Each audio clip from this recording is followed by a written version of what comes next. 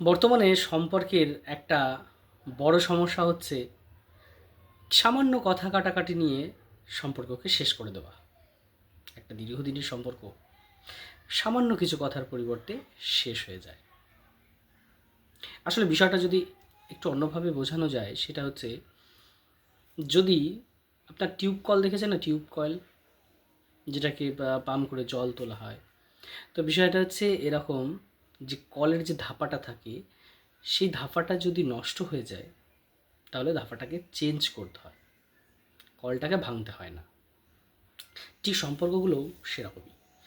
যদি কোনো রকম কোনো সমস্যা তৈরি হয় বা কোনো কথা কাটাকাটি বা দ্বিমত তৈরি হয় তাহলে সেটা কথার মাধ্যমে মীমাংসা করতে হয়, সম্পর্ক শেষ করতে নেই।